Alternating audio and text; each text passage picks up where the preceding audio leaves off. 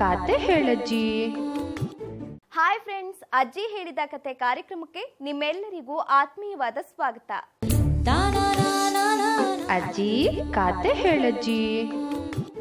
ಮಾನವೀಯತೆ ಅನ್ನೋದು ನಮ್ಮೊಳಗಿನ ಅತಿ ದೊಡ್ಡ ಆಸ್ತಿಯಂತೆ. ಅದನ್ನ ನಮ್ಮ ಪ್ರೀತಿ ಪಾತ್ರರಿಗೆ ಮಾತ್ರವಲ್ಲದೆ ಪ್ರಾಣಿ ಪಕ್ಷಿಗಳಿಗೂ ತೋರ್ಬೇಕಂತೆ. ಹಾಗೆ ಮಾಡಿದ್ರೆ ನಮಗೆ ಒಳ್ಳೇದಾಗುತ್ತಂತೆ. ಅರರೆ, ಹೇಗದು ಅಂತ ಕೇಳಿದ್ರ ಅದನ್ನ ಅಜ್ಜಿ ಬಾಯಲ್ಲೇ ಕೇಳ್ಕೊಂಡ್ ಬನ್ನಿ.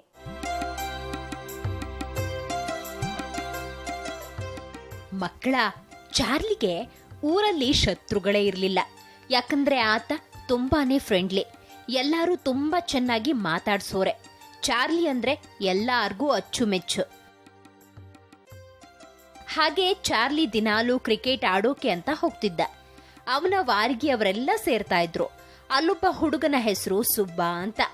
ಅವನಿಗೆ ಎಲ್ಲ ಸೊಕ್ಕಿನ ಸುಬ್ಬ ಅಂತಿದ್ರು. ಆತ ಯಾವಾಗ್ಲೂ ಆಟದಲ್ಲಿ ಮೋಸ ಮಾಡೋಕೆ ನೋಡ್ತಿದ್ದ. ಔಟ್ ಆದ್ರೂ ನಾಟ್ ಔಟ್ ಅಂತ ವಾದ ಮಾಡ್ಕೊಂಡು ಆಟವನ್ನೆಲ್ಲ ಹಾಳು ಮಾಡ್ತಾ ಇದ್ದ. ಒಮ್ಮೆ ಚಾರ್ಲಿ ಆತ ಬೌಲಿಂಗ್ ಮಾಡುವಾಗ ಸರಿಯಾಗಿ ಚುಚ್ಚಿದ್ದ. 4, 6 ಸುರಿಮಳೆಯನ್ನೇ ಸುರಿಸಿದ್ದ. ಅದರಿಂದ ಸೊಕ್ಕಿನ ಸುಬ್ಬಂಗೆ ಇನ್ನಷ್ಟು ಕೋಪ ಬಂದಿತ್ತು. ನಮ್ ಚಾರ್ಲಿಗೆ ಕಾಡಲ್ಲಿಯೋ ಹವ್ಯಾಸ ಅಲ್ವಾ ಮಕ್ಕಳ. ಹೀಗೆ ಒಂದಿನ ಕಾಡಿನತ್ತ ಹೋಗ್ತಾ ಇರುವಾಗ ಒಂದು ಮೊಲದ ಮರಿ ಕಾಣಿಸ್ತು. ಈತ ಹತ್ತಿರಕ್ಕೆ ಹೋದ್ರೂ ಕೂಡ ಆ ಮರಿ ಓಡ್ಲೇ ಇಲ್ಲ. ಏನಾಗಿದೆ ಅಂತ ಇನ್ನೂ ಹತ್ತಿರಕ್ಕೆ ಹೋದ. ಪಾಪ ಮಕ್ಕಳ, ಆ ಮೊಲದ ಮರಿಗೆ ಒಂದು ಕಾಲು ಗಾಯವಾಗಿತ್ತು. ಆ ಮರಿ ಕುಣ್ತಾ ಇರೋದನ್ನ ನೋಡ್ದ.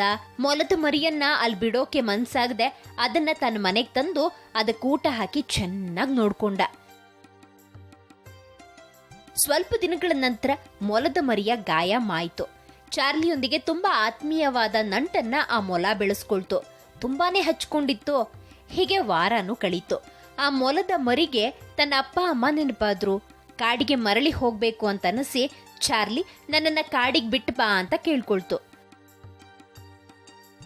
ಆಯ್ತು ಅಂತ ಚಾರ್ಲಿ ಮೊಲದ ಮರಿಯನ್ನ ಕರ್ಕೊಂಡು ಕಾಡಿನತ್ತ ಹೋದ. ಅಲ್ಲಿ ಅದರ ಅಪ್ಪ ಅಮ್ಮ ಎಲ್ಲ ಇದ್ರು. ಮರಿ ಎಲ್ಲ ಕಥೆಯನ್ನ ಹೇಳ್ತು. ಅಪ್ಪ ಅಮ್ಮಂಗೆ ತುಂಬಾನೇ ಖುಷಿ ಆಯ್ತು. ಹಾಗೆ ಚಾರ್ಲಿ ನಾನಿನ್ನು ಹೊರಡ್ತೀನಿ ಅಂತ ಹೇಳ್ದ. ಆಗ ಮೊಲದ ಅಪ್ಪ ಒಂದು ಹಣ್ಣಿನ ಬೀಜವನ್ನ ಕೊಟ್ಟು, ಈ ಬೀಜವನ್ನ ನಿನ್ನ ಮನೆಯ ಅಂಗಳದಲ್ಲಿ ನೆಡು, ಅದು ದೊಡ್ಡ ಮರವಾಗಿ ಹಣ್ಣು ಬಿಡುತ್ತೆ ಅಂತ ಹೇಳ್ದ.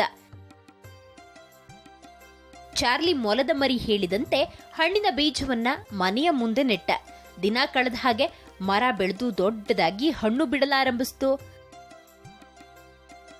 ಒಂದು ಹಣ್ಣು ಇತರ ಹಣ್ಣಿಗಿಂತ 10 ಪಟ್ಟು ದೊಡ್ಡದಾಗಿ ಬೆಳೆಯಿತು. ಆಶ್ಚರ್ಯದಿಂದ ಆ ವಿಶಿಷ್ಟವಾದ ಹಣ್ಣನ್ನ ಕತ್ತರಿಸ್ತಾ. ಅವನ ಆಶ್ಚರ್ಯಕ್ಕೆ ಪಾರವೇ ಇರಲಿಲ್ಲ. ಆ ಹಣ್ಣಿನಿಂದ ವಜ್ರ, ವೈಡೂರ್ಯ, ಮುತ್ತು, ಹವಳುಗಳು ಸುರಿದು ಬಂದವು. ಚಾರ್ಲಿ ತನ್ನ ಭಾಗ್ಯವನ್ನ ಬದಲಾಯಿಸಿದ ಮೊಲವನ್ನ ಸ್ಮರಿಸಿಕೊಂಡ. ಆ ದಿನ ಏನೋ ಕೆಲಸ ಇದೆ ಅಂತ ಸುಬ್ಬ ಚಾರ್ಲಿ ಮನೆಗೆ ಬಂದಿದ್ದ. ಅಲ್ಲಿ ಬಂದಾಗ ಚಾರ್ಲಿ ಬಳಿ ಇರೋ ವಜ್ರಗಳನ್ನ ನೋಡಿ, ಅದ್ ಹೇಗೆ ನೀನು ಇದ್ದಕ್ಕಿದ್ದಂತೆ ಶ್ರೀಮಂತನಾದಿ ಅಂತ ಚಾರ್ಲಿನ್ ಕೇಳ್ದ. ಚಾರ್ಲಿ ನಡೆದ ವಿಷಯವನ್ನ ಚಾಚೂ ತಪ್ಪದೆ ಸುಬ್ಬಂಗ್ ತಿಳಿಸ್ದ. ಚಾರ್ಲಿಗೆ ಸಿಕ್ಕ ಸಂಪತ್ತೆಲ್ಲ ತನಗೂ ಸಿಗಬೇಕು ಅನ್ನೋ ಆಸೆಯಿಂದ ಸುಬ್ಬ ಚಾರ್ಲಿ ಹೋದಂತೆ ತಾನು ಕಾಡಿಗೆ ಹೋದ. ಕಾಡಿನ ದಾರಿಯಲ್ಲಿ ಎಷ್ಟೇ ಪ್ರಯತ್ನಿಸಿದ್ರೂ ಯಾವ ಕುಂಟುವ ಅಥವಾ ಗಾಯಗೊಂಡಿರೋ ಮೊಲ ಕಾಣಿಸ್ಲೇ ಇಲ್ಲ. ಆದ್ರೆ ನಮ್ ಸುಬ್ಬ ಸುಮ್ನೆ ಬರ್ತಾನೆ. ದಿನವಿಡೀ ಎಲ್ಲಿಯಾದ್ರೂ ಮೊಲ ಕಾಣಿಸುತ್ತಾ ಅಂತ ಹುಡುಕ್ದ. ಕೊನೆಗೆ ಒಂದು ಮೊಲ ಕ್ಯಾರೆಟ್ ತಿಂತಾ ಇರೋದನ್ನ ನೋಡ್ದ. ತಕ್ಷಣ ಒಂದು ಕಲ್ಲನ್ನ ಎತ್ಕೊಂಡು ಆ ಮೊಲದ ಕಾಲಿಗೆ ಬಲವಾಗಿ ಹೊಡೆದ.